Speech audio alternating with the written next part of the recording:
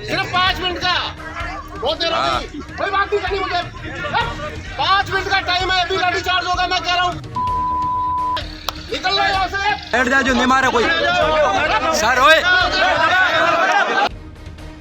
Police की ये धमकी, आदिवासियों का विरोध और सड़क पर पड़ी लाश के बाद शुरू हुई ये राजनीति।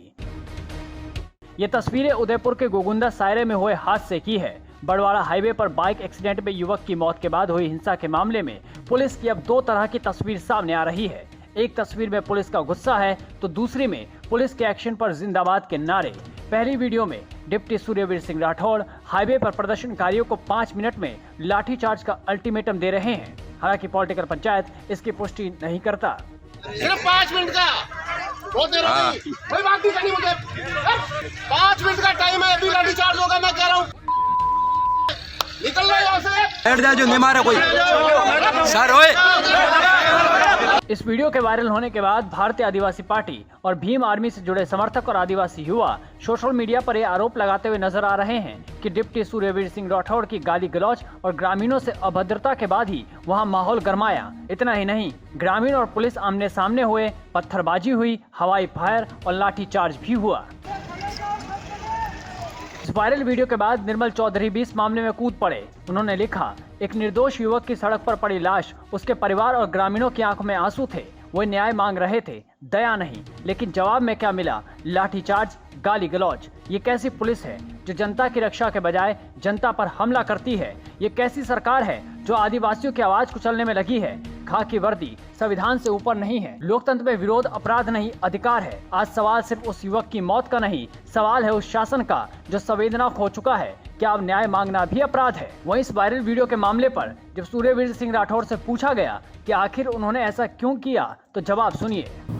मैं भी मौके पे पहुंचा, करीब हमने थोड़ी देर समझाइश का प्रयास किया।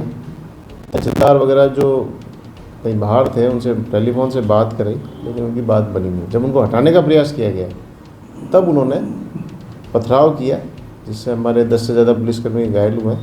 तो बाद में हमने ग्रामवासी जो बरवाड़ा के थे उनके सहयोग से हमने 29 लोगों को डिटेन किया और उनके 42 वाहन जब्त किए। आज उन सभी आरोपी को कोर्ट में पेश किया गया है, सभी को जेसी हो गई है और इनमें करीब 50 आदमी और हमने नामजद किए हैं जो वीडियो फुटेज में पथराव करते हुए दिख रहे हैं, प्लस जो जिनकी मोटरसाइकिलें मौके पे मिली।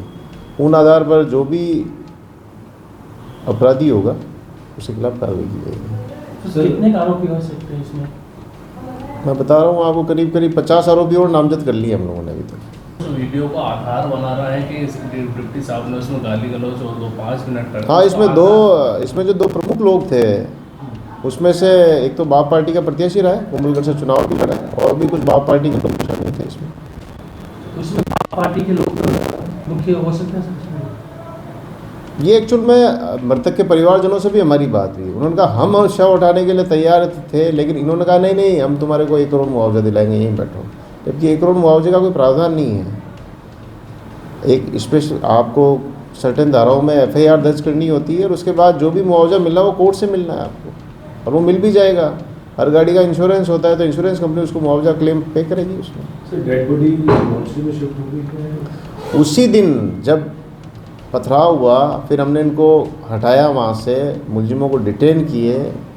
डेड बॉडी को हमने ही अस्पताल पहुँचाया थाना गोगुंदा की गाड़ी से, और कल सुबह उसका पोस्टमार्टम हो गया। पोस्टमार्टम तो हमने रात को ही करा दिया था परसों, और कल सुबह उसका दाह संस्कार भी हो गया। परिजन वगैरह मान गए, सहमति होगी? परिजनों को कोई लेना देना नहीं। परिजन कह रहे हैं साहब के ये जो नेता टाइप के लोग थे, कुछ लोग आ गए यहाँ पे, उन्होंने कहा हम तुम्हें अभी आज ही पैसा दिलाएंगे, तो वो तो संभव भी नहीं है।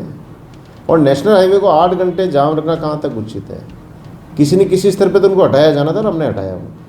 बहरहाल इस मामले में पुलिस ने 40 से अधिक वाहन और कुंभलगढ़ से भारतीय आदिवासी पार्टी के प्रत्याशी समेत 29 को हिरासत में लिया था। 50 लोगों को नामजद किया गया। आरोपियों में बाप पार्टी के विधायक प्रत्याशी रहे रामहरि मीणा और राजकुमार आदि भी शामिल हैं, जिनको आज कोर्ट में पेश किया गया। कोर्ट में पेश करने के दौरान पुलिस की दूसरी तस्वीर भी नजर आई। हाईवे पर गाली देते हुए पुलिस अधिकारी के वायरल वीडियो के बाद कोर्ट में पुलिस प्रशासन जिंदाबाद के नारे सुनाई दे रहे।